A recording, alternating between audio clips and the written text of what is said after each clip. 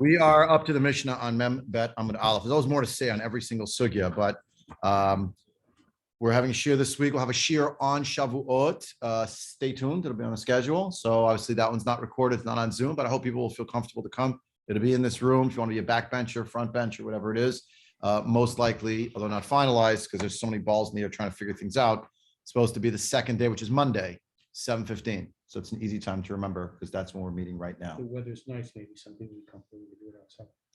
We could, then I'd be competing with the traffic, but maybe we could. We shall Only see. if it'll make Well, there's fun. 3 people on the Zoom with Okay. us now, so it's not like, I wish 50 people were going to show up, but No, okay, zemayesh. I'm good here. It's all good. Mem Bet Amud Aleph.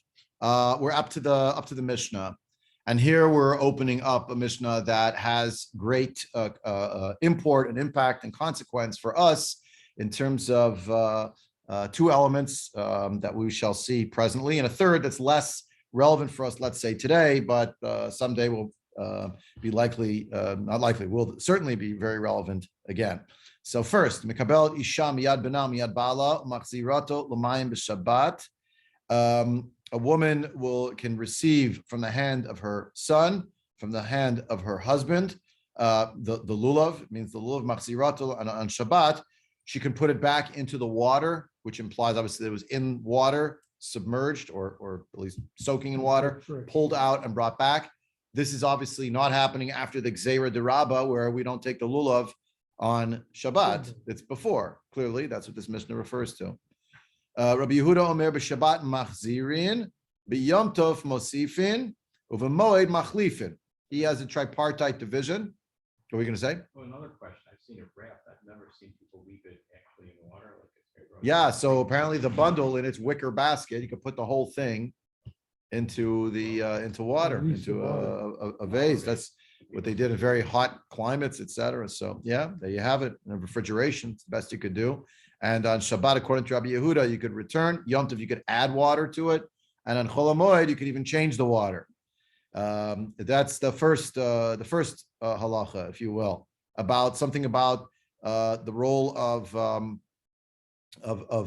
keeping the lulav and etrog safe, fresh, etc. And it stands to reason this should be the last Mishnah in Perek Lulav Hagazol, right? When we hit the 4th Perek, we're going to be on to other elements of the holiday of Sukkot, be that the frequency with which we're going to perform various mitzvot, lulav, arava, etc. We're going to go through that whole idea that we have Simchat Beit Shoeva, Nisuch Hamayim, etc. Everything's going to follow in a sort of in an order. If you've been following the flow, so in Masachet Sukka began, the first 2 parakim were about the Sukkah, the 3rd parak is about the Daled Minim, and the 4th parak is also, but it's already moving off it. So the last Mishnah, therefore, Davka on this subject. And if you look at the Mishnayot prior, you can see sort of a progression. You go back to the 2nd parak on Daf Chav Zayin. It started about the actual observance of the mitzvah of Sukkah, which was after all the halachot about the building of the Sukkah.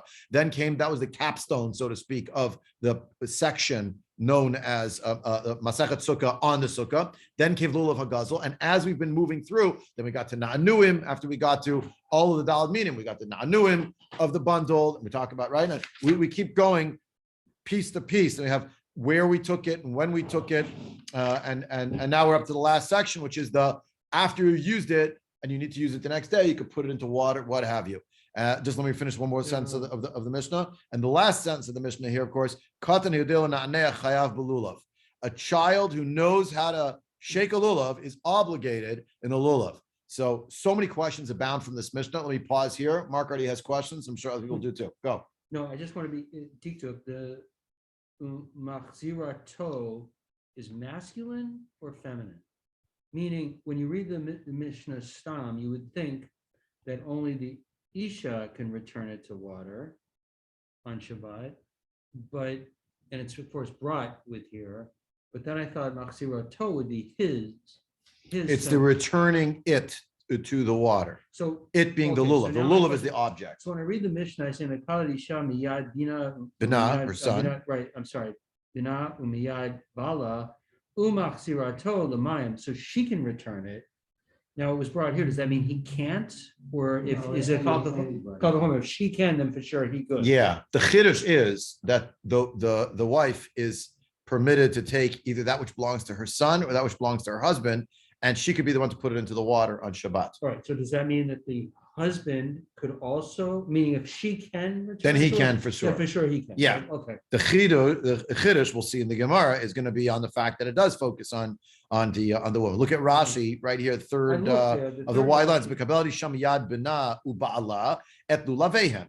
V'lo amirin k'metaltila midid lo chazi. We do not argue that she's taking something that is not appropriate for her. Rather, we say she can put it back into the water, even though, and we'll see what the Gemara is going to say, but machzir l'mayim, Rashi says, it shouldn't wilt. B'Shabbat machzirin shaharei mikan latlum hayom avalo mosifin mayim. Kol shkin shemachlifin hamayim lishpochet elu latet achein tzonen mehane. From here we learn that if you took it out on Shabbat, you could put it back in on Shabbat again before the Gzeira that we don't take the Lulav on Shabbat, right? Once that Gzeira happened, doesn't matter. We don't add water.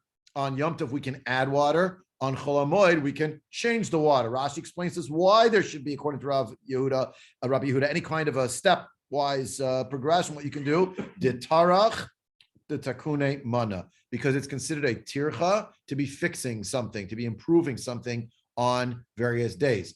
Shabbat, the highest level of prohibition.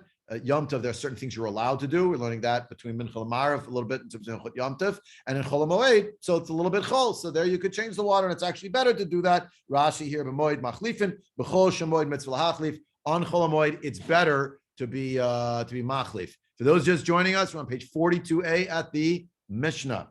Sorry about that. Mishnah. We just did that. That was the Mishnah just now, 42a. So now we open the Gemara. The Gemara opens Pshita. That's obvious that the woman should be allowed to take this object. If the husband can touch it, why would you think she can't? You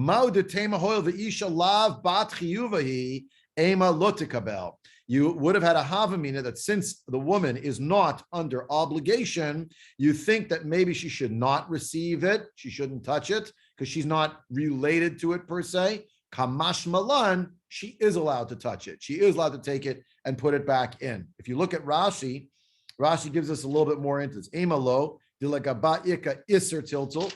You would have thought maybe it means she has a prohibition on touching it altogether. Kamash malan, we learn, the next line of Rashi, Kaven dera'ul netilat anashim, torat kli alav. Since it is appropriate to be taken by the men, since they have an obligation to take it, so it has the status for everyone as being a vessel, and therefore it's mutter b'tiltul hakol. Everyone is allowed to take it, even those people who are not obligated in it. Well, that's the general rule in Hilchot Muktzah. Anything that's not Muktzah for somebody is not Muktzah for anybody. Right. So I mean, why are they making a fuss about being specific to Lulav? It's just an application of a general rule. Point well taken. I think because this is actually a dvar mitzvah that requires a certain element of chiyuv. And here we're saying, but the woman's not mechuyevet. So what is her shaychus to it altogether? You're right. In the end, we say, well, the general rule is if something is not muktzah for one, it's not muktzah for another either, right? But at least a havamina, and therefore it's a bigger chiddush to say that she's the one who gets it, even though she's not mechuyevet. Has she fulfilled the mitzvah? Can she fulfill the mitzvah? I mean, we've been saying all along, a woman is not mechuyevet in the mitzvah of lulav, but she gets a kiyum in the mitzvah of lulav. She does netilat lulav. But here it seems that once she's not mechuyevet, there's at least a havamina that she should not take it. If you look at the sheet, I'm going to put it on the screen right now. I'm looking with you now at the Hagot Oshri. The Hagot Oshri, a commentary on the work of the Rosh. Yeah, I'm listening. Who's talking? Larry, what's an example of something where someone is not mechuyev or mechuyevet that would be usher to them? Well, it's not that it's usher to them. The point is, since she's not mechuyev, she's not a bar chiyuva, maybe she's not allowed to touch it on Shabbos. Maybe we're making an allowance that someone could touch it if it's a dvar mitzvah for them, but it's not a dvar mitzvah for her. I understand the concept. What I don't understand is why one would think that they could not touch it or handle it. A Yisrael cannot eat trumot and maasrot, but they can touch it. Yes, the problem here is it's Shabbos, and someone has to put it back into the vase with the water. Oh, it's more of a muktzah issue? Yeah, it's a muktzah question. It's a muktzah question. No, that's not what the, Putting something in water would be the question too on Shabbos. But it's returning it. So the returning it is actually permissible. It's the initial putting in that's the problem. But with the regular flour, right, you couldn't return it to water. So regular flour, there's actually another issue, which is it going to cause it to open more, which would be a no-let problem. And therefore, we generally say not to put it in. Although there's a back and forth. The Ramah in one place sounds like he might be saying yes. And then all the Farshim jump on him and say, what are you talking about? Like a flat, like as opposed to like, this is a branch, it's not flowering. It's there already. But something that might have a flower that could open more, not so much. If someone was fully bloomed, that would be taka question, if it would be permissible on Shabbos to return it, not to initially put it in. And then the question here is, this woman, does she have a connection to this mitzvah? She doesn't have a connection to the mitzvah. Well, she can perform the mitzvah, right? So if she can do that, it sounds like that's what was my Havamina. And then Art was pointing out that, well, we don't usually have a rule that if something's not muktzah for one, it's not muktzah for another. That's true, but why don't you just tell the man, here, you put it back in. You're the one who dealt with it. Like, why are we involving her at all? Well, but there's two parts to this mission, right? The first is that she can be makabelet from her son or her husband. Right, does that mean she can't have her own? Or is it just? Right, the Mishnah does not seem to accommodate the possibility that she has her own. That's true. Okay. Although we see in many in our communities, there are actually many women who do have their own. Right. And the She question couldn't- would be, is that problematic? She's performing a mitzvah, a kiyumit. She gets a mitzvah for doing it. Right. Huh? Okay, so Taka. that's, I suspect it was just the derech foul. yeah. Yeah, probably, Derek but- Cloud. That's how it was back in the day. You Right, know, although, huh? Not required. It's not required of right, it's actually the not bar from her chiyuv. father, right, it has to be her own. I mean, again, I have a bunch of questions here, but let's move on. Then the second part is the whole water and Shabbos piece. There's two parts to this, right? What- Right. How, under what circumstances can she do the mitzvah with what kind of lulav? And then there's the muktzah part. Right. Separate, Although right? here we seem to be focused more on The she's muktzah not part. doing them. Yeah, it's not about the mitzvah. It's about putting it in the water. Okay, The Hagodah Shri, however, did make it about the mitzvah, and I gave it to you on the sheet there. It's with an arrow in the printed sheet. First page one, right there, page one. There's an arrow on the right-hand side. The Hagodah Shri wrote a critical gloss on the Rosh. The Gemara Parach Pshita Maudatema. You see that? Hoil ve'isha lav bat chiyuvahi emalo.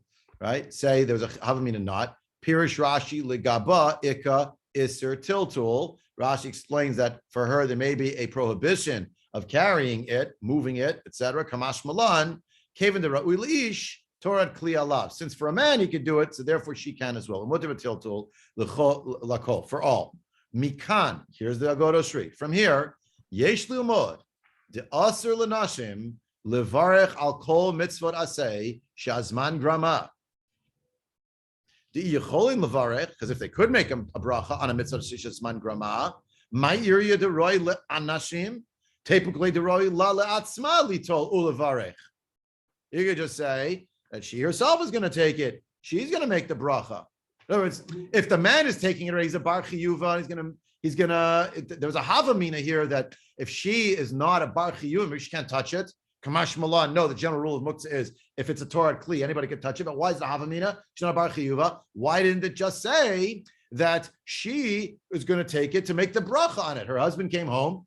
Here it is. Time to put it back in the water. She took it. She made a bracha on it. So she had the mitzvah also. Is this the Sephardi talking? Because that's the Sephardi psak. It is a Sephardi psak, but this is by none other than. Let's keep going. You have here Aval Rabbeinu Tam Matir Lahen Levarech Mufarish Khan. It's explained here. Be ofen no be something acher v'nir in divrei Rashi. Mufarish Khan.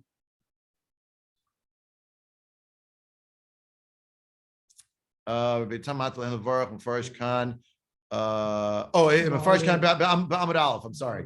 Veneer and Rashi. Sorry, B'Amud Aleph. Veneer and Rashi. And Rashi, and then it says here are the three little letters. Mem Ayin Zayin Me'or Zarua. Right? Yitzchak or Zarua. That's his shita. Then he defers to Rabbeinu Tam, but he just says, I also think that Rashi must hold that women do not make a bracha. By the way, Rashi seems to hold that women do not make a bracha mishas man grama. And the Or Zarua says, I see from what Rashi writes here, women should not make a bracha mishas man grama. But I know that Rabbeinu Tam was matir this. I know that he said it would be okay. Rabbi, is Sorry? the Rabbeinu Tam the Rishus that gives that women need to make Kiddush if they're on their own, or Havdalah if they're on their own? Because it's a mitzvah to say Shazman Grama. Good question. The short answer is no, because Shabbat, we have a principle in Masachet, and it comes up in Masachet Psachim and Masachet Shabbat, Kol Sheyeshno B'Shmira Ikra B'Zechira. Anyone who has the prohibitions of Shabbat has the positive mitzvahs of Shabbat. Okay. Therefore, she's equally obligated. Even though it's a mitzvah Shishman Grama, that is neutralized by the fact that she's obligated in the prohibitions. Ditto on Pesach, Yeshno B'Alir B'Ali Matzeh, Yeshno B'Achilat Matz, etc. So we have the affirmative mitzvahs of Pesach, also the same kind of thing. Yeah. Larry, give me one more second to say one more sentence about this, which is the Rabbeinu Tam, though, is basically the source. He's the powerhouse for the source that among Ashkenazim, we do paskin that if women perform a mitzvah to say Shizman Grama, even though the Pturot, they certainly get a kiyum and they make a bracha on such a thing. And that's Rabbeinu Tam. He's the main whatever you want to say, the main engine behind that, that idea. Just for consideration. What? Including Leishev Basukka. Yeah, betach. Okay, Larry had your hand up. Go ahead, please. Sorry. Including davening.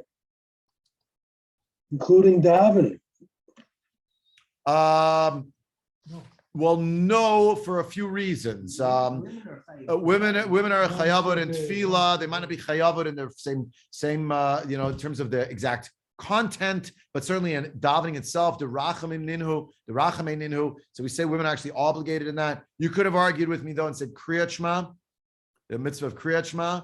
So are women obligated in the mitzvah of kriyat shema or not? So it's a mitzvah shishis man grama. It's supposed to tefillah, the amida itself. So it's questionable if the brachot before brachot kriyat shema are brachot ha-mitzvah or not. It says shekhet sham stav tzivanu in those brachot. But certainly women can fulfill mitzvot shishis man grama. These are mitzvot kiyumiyot for them.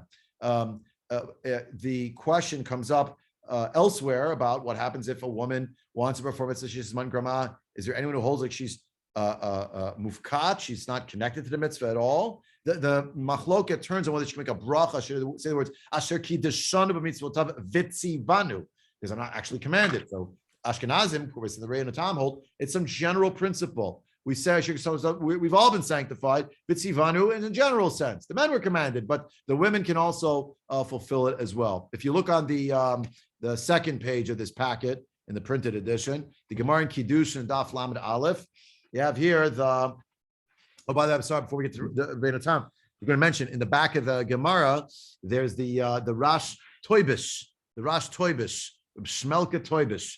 He asked the question against the Oshri, the Haggadah Oshri. He said, what does it do with a bracha?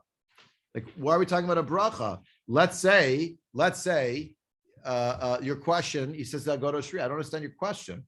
Let's say a woman let's say Rashi's right, Rabbeinu Tam's not right. Let's say a woman isn't going to make a bracha. Are you arguing she can't be mikayemet the mitzvah of lulav? You're not arguing that. So let her fulfill it. So if she can fulfill the mitzvah of lulav, even if she's not mikuyevet, so then she should be able to take it in her hand. Follow? Yeah. So she can take it in her hand. So it's not except for her because she can fulfill the mitzvah with it. Anu. That's not what the Gemara said. The Gemara said the havamina is that women are lav bat chiyuva, and maybe only people who are obligated are allowed to touch it. You can't touch something that you're not actually personally obligated in. Kamash Malan, no, not so. Is it not so because women can also fulfill the mitzvah, as I'm saying now? Or is it not so because once one person has the ability to use it and has a Torah Kli, so that obtains for all the other people who would want to use it. You follow? So it's not machriya one way or the other. So under that logic, if the lulav is lying in the house on Shabbos, and the husband came home and said, "Oh, by the way, here's the lulav. Can you put it in the water?" She didn't make a bracha. She's just touching it and putting it back. in the Permitted. cup. That's permitted. Yeah, It has nothing to do with the fact that she's making the bracha or not making the bracha, or using it for the mitzvah, or Right. intending to do it for the mitzvah. right, It's usable for somebody. Right. It's usable, that's your case. Right. Okay. right. But the Hagot Oshri, we just saw inside of that first page, what does he say? He says, well, look at Rashi. Rashi's basically telling us women don't make a bracha on Sheshes Man Grama. Since that's the case, and the men are going to use it because they have a chiyuv, therefore she could touch it. Kamashmal, she could touch it because the rule about muktzah. Okay. But the Rash Toibish said to the Godo Shri, understand what's it have to do with the bracha? She can't perform a mitzvah without a bracha? Sure, she can. We do mitzvahs all the time without a bracha. It's a mitzvah to give tzedakah. It's a mitzvah to do a lot of things that don't have a bracha. No, still a mitzvah. Well, except that that's a mitzvah with a bracha, that she's doing it without a bracha. Fine. You want a better example? Yes, I do. Sfirat HaOmer. If you didn't say Sfirat HaOmer for an entire 24-hour period, Yeah. you don't say a bracha anymore. I'm just But trying- according to almost everybody, you still count, and it still counts. One of her picking up the lulav itself, just picking it up is the mitzvah, right? According to some. So Yeah. So right. So did she have right? Good point. Did she pick it upside down? Did she have kavana, shalolatzeit, latzeit? But you're right. But she keeps fulfilling the mitzvah. But again, there would be a question about this, which we did not go into, which would have been a big off ramp. Mitzvot tzrichot kavana or not. Right. he said, just take it. Right, just take it. But she Right. takes it and puts it in. So is that it? Does that count? You say like, well, mitzvot ain't tzrichot kavana, but literally she's mitaseket. She's taking it from this woman to put it somewhere else. She's not picking it up for the sake of picking it up. It's just like to oblige somebody else or something. So that is a question, and I'm kind of skipping it because No, you disclosed that as an off ramp 2 times ago. I know I said we're going to do You're it. fine. I know. I'm just saying, but we didn't go down that road because that would have been a No, we- big one. That would have right, been a big right. one. We have a full disclosure on that. I'm just pointing out. I'm just pointing out. And I'm not gonna use that. It's Is the assumption in the mission that this is day 1 of Sukkot or not necessarily? Well, that's a good question. No, it's Shabbat. Could be yeah, it could be in the middle. Could be in the middle. If it's in the middle, then it has to be, in the area of the Mikdash. That would be a little strange. It could be Chol HaMoed, Shabbat Chol HaMoed. Why are you asking? Because then they only have a mitzvah d'Rabbanan. Well, then I wondered.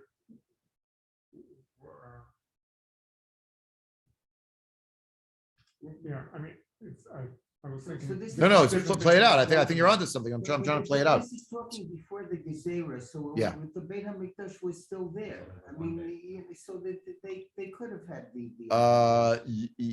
Yeah. That is true. That is true. But are you, Chuck, are you talking about sort of what I said earlier, which is the first part of the Mishnah where it talks about the woman taking the lulav from the son or the husband versus putting it back in the water, which is doing the mitzvah is different than. I mean, that would be different, I think, day 1 and the other days, just like it would be for a man, right? Yeah, but I'm trying to think, like if it's not a mitzvah directed for the man, it's a mitzvah d'Rabbanan. So isn't a mitzvah d'Rabbanan for her too? Well, that. would Mitzvah be d'Rabbanan for her just too. like So the Bible, chiyuv, the right. kiyum is a kiyum of a mitzvah d'Rabbanan. That's what Art said, right? Is- I'm just trying to play it out, like how, okay, like Lamai Nafkamina. So let's say that's what happens. I don't know. A mitzvah is mine grama, that's a d'Rabbanan. Hanukkah candles. Hanukkah candles. Yeah. So we maintain, again, we say, so Hanukkah candles all d'Rabbanan. If the husband's not home, she lights it for the house. Yeah, but that's because another reason. She'af hein hayu ba'oto hanes. Okay. Part of the miracle. Part of the miracle. I'm not, it's a good Mishnah question. doesn't talk about making a bracha or fulfilling the mitzvah of netilat lulav, right? It only says she takes it, she can't take. She can't take it from him and it's not a muktzah issue. Take care that it Right. remains fresh. Right. Over there, and the Gemara answer is basically, you might have thought because she's not obligated in it, That she she's- shouldn't. But yeah, it turns out. And then that Kamash Malan. Yeah. That it is, that she can do it. Yeah. It's nothing to do with fulfilling the mitzvah. It's not about the kiyum Yeah. per se. Oh, okay. Yeah. Okay. Good. Then we're back to Art's point. Yeah, then we're back to this point. Good point. It's good points. So look with me the second page over here in the printed packet, and the computer one, it's the third one, because I reversed the order the last second because I realized it'd be simpler to access it from here. You're looking in the widest lines, the widest lines. We don't have time for the beautiful story and the whole thing, but Kibud Av, etc. But second of the widest lines in page 2. It's page 2. It's the back of that original page. V'amar Rabbi Chanina, Uma mi she'ena mitzuva ose kach. Mitzuva osa al-chakam v'kam v'amar Rabbi Chanina gadol mitzuva osa mi she'ena mitzuva osa. Beautiful principle in halacha that it sounds counterintuitive on the face of it. Greater is one who is commanded and does. Greater than the one who is not commanded and does. Amar Rav Yosef Miresh hava mina manda hava amar li halacha kiri de amar suma patim in mitzvot. Originally, I heard that we I had a havamina that we follow the halacha that a suma is actually pater from various mitzvot, shizman grama, etc. And what happened? Avidna yoma tavel rabbanan. I made a holiday for all of my chachamim friends. Of course, in case you didn't remember, Rav Yosef unfortunately was blind. So deha lo mifkidna veha avidana. I wasn't even commanded, and I do the mitzvahs.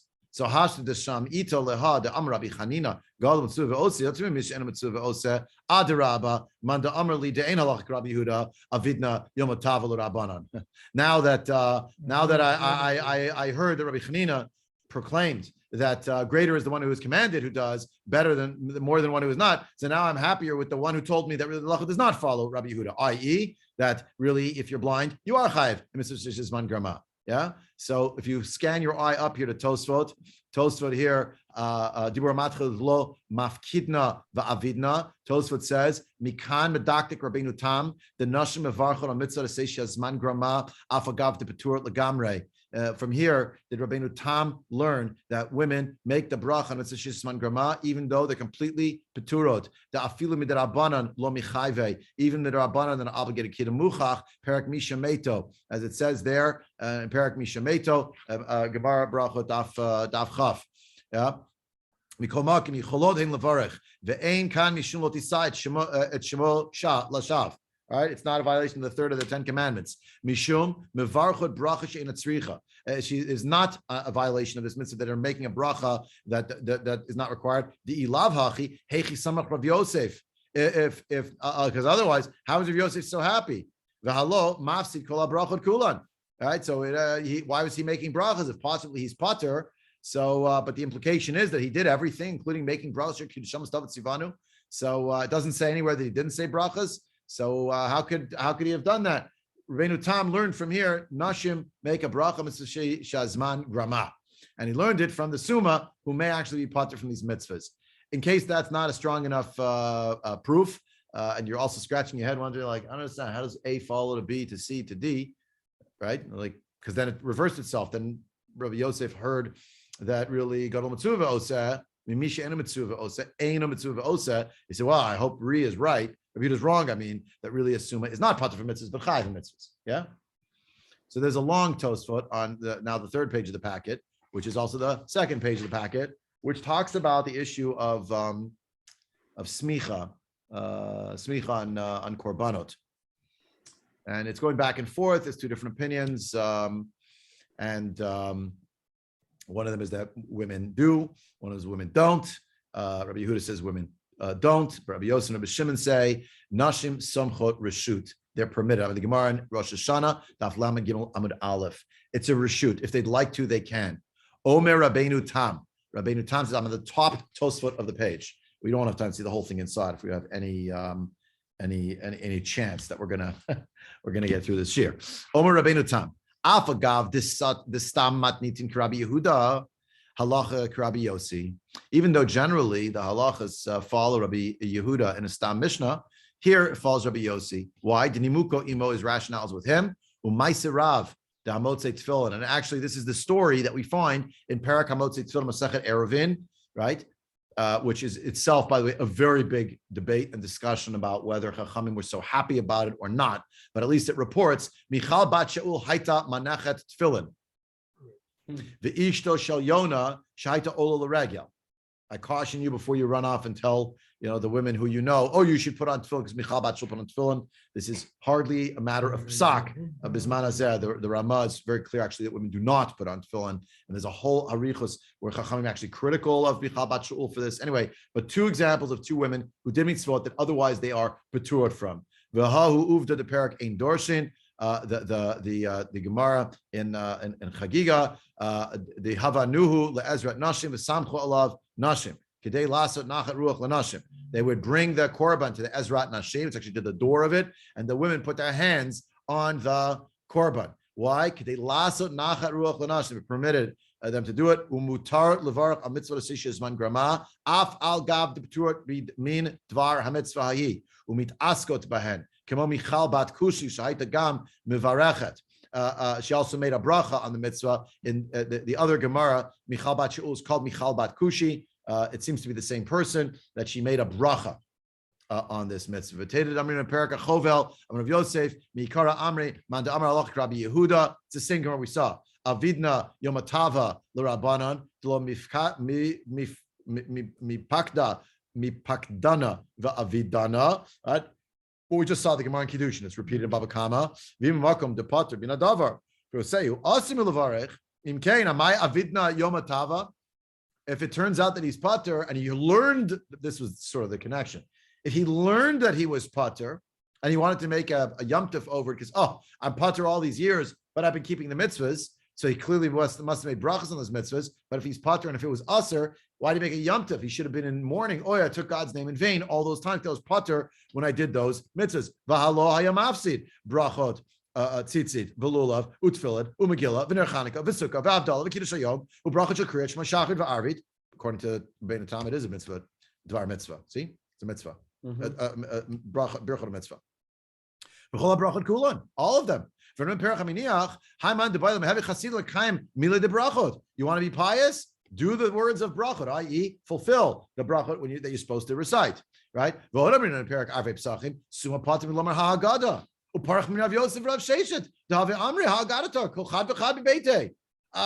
me, if they're pater from saying the Haggadah, how did Rav Yosef and Rav Sheshet they did it? It describes what they did, right? Since they were taking other people and they were also being motzi other people, shmamim demachayvin. Umishane, they say no. Mishum de kasavre matzah bismanazeh dirabanan. They thought it was the rabbanan. There could be motzi other people. It's a whole thing, right? Aval mimashayu mevarchin lo medaktek midei. Right? There's no mention of they did or didn't make the bracha. Shmamina heiche de petire. Sorry, libruche. Even when you're pater, you can make a bracha. Yeah. Umishum de mavarech bracha she'ena tzricha. An account of the claim that it's a bracha that's not required. V'ka'avar mishum abal tisa leka. That's not correct. Dahai drasha de rabbanan. Deha amar perak mishameta. It says in perak mishameta on daf chaf aleph in brachot. Safik kara emet v'yatziv. Safik lo kara chozi v'korei. If you're not sure if you said emet v'yatziv, you're not sure if you did or didn't say those words. So what do? Right? You go back and say it again. V'lo asrin misafik mishum lo tisa umotzi shem shamayim levatala. Right? The asrinu perakama the tmura v'dichtiv et Hashem lekechat tira hanimili below bracha. Right? When it's it's referring to taking God's name in vain, it means and here to have reverence for God's name means not in the concept of bracha, stam to say God's name, right? Which I'll mention parenthetically. Sometimes you go to Lo Aleni, you're stuck. You have to go to a Levaya or something, Chas v'Shalom, or you're somewhere else, and there's someone there purports to represent Judaism, and they spare no expense every time they say the Shem Hashem. The mamash say the Shem Hashem, just like in common conversation. They're not reading a pasuk, they're not saying a bracha, stam. They just say Ad Hashem every single time. So that is, I think, what my children would call it. Bisman is they call cringy. This is a lotov. It's a lotov. That's what's being referred to in the Gemara and Tamura. That should not happen. It's not appropriate. And I try under my breath to say very quickly, Baruch Shem Kol Machutul and Void. So saying Hashem's name, just stamazoi. It's like velochein. Again, you're not in the driver's seat. What are you going to make a macha? Start screaming in the funeral? How dare you? It's look in Tosfot here in Rosh Hashanah.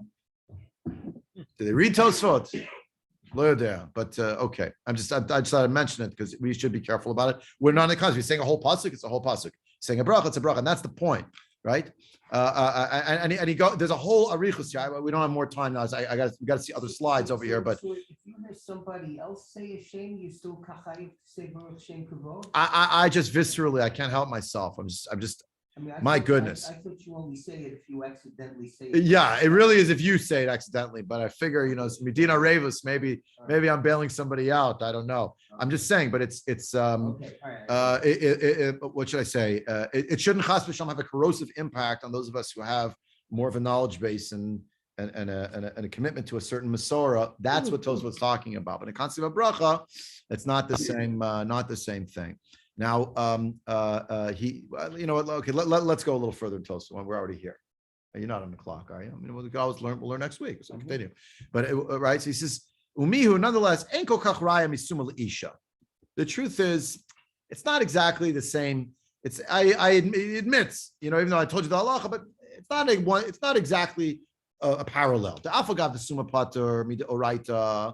Midrabanan mihu chayav. Kidemucha chayav arve psachim. The mishani kasaver of Sheish Rav Yosef. Matzvah is said the Rabbanan. Ulekach hayichol hotzi acherim.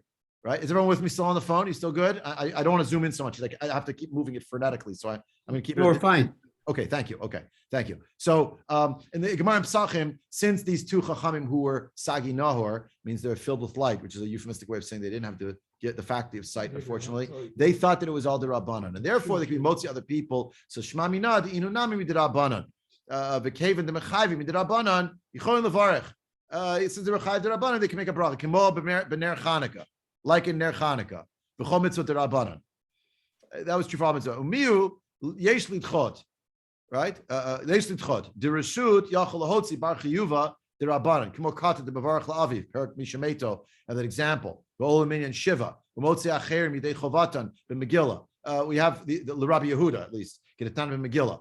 We find that there are cases where the Katan, who is only Chayiv the Rabbanan, can be Motzi, someone who's Chayiv the Right. We saw this. We said that there's a curse goes on the father that the son is leading him in benching. The father should know how to lead benching.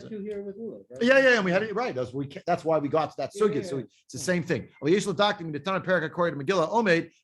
Omer, Kol Shelo Ra Me'orot Miyamav Lo Yifros Al Shma. Right? If you never saw light in your life, unfortunately, you shouldn't lead the Shema. Why? Because you're going to say, Yotzer Or Vorei Choshech, Baruch Atah Hashem Yotzer HaMe'orot, the first bracha, the ending bracha. You're thanking Hashem for the light. That's at least his opinion. Mashma Hara Afagav the Nistimu Einav Pores. Sounds like if you once saw and then you never saw, you still do make the bracha. Va'amai. Why? Vaha Poter Rabbi Yehuda Suma Mikol Mitzvot Shebatorah. Right? You're not obligated in the mitzvah, so why should it be permissible? But if you're still obligated to Rabbanan, then it makes sense that they could still be motzi other people, right? But the mideoraita lemifkad ve'avid, even though he wasn't commanded deoraita to do these things, he still can make the bracha. He at least had that chiyuv. Amar the perak b'madlikin, as it says there. Perak b'madlikin, we've seen this Gemara. I don't know how many times I've come back to this Gemara in the last few years. Heichan tzivanu. Where does it say that God commanded us with regard to the mitzvah of lighting Hanukkah candles? Where does it say it in the Torah? The answer is in the Torah, in 17th chapter of the book of Dvarim, Lo Tasur. Listen to what the Chachamim say. Okay, and here's the key line. Aval isha afilu midrabanan lo mechayv a mitzvah aseh shezman grama. But a woman's not obligated midrabanan mitzvah shezman grama. She's not obligated, period, mitzvah shezman grama. So it's not really a one-to-one parallel to the Summa. The Kiddush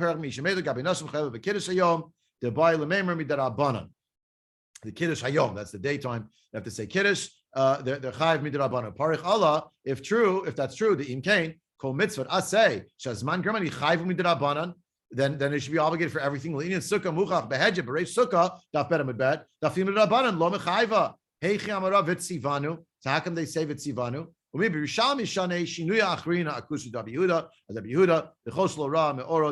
goes into another, basically Rishalmi, like a whole different arichud. I see we're almost out of time. Ari had a question.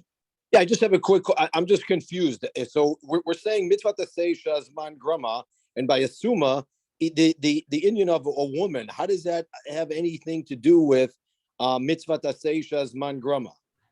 It's just saying that it's mitzvah ve'osa versus Eina Mitzvah Osa.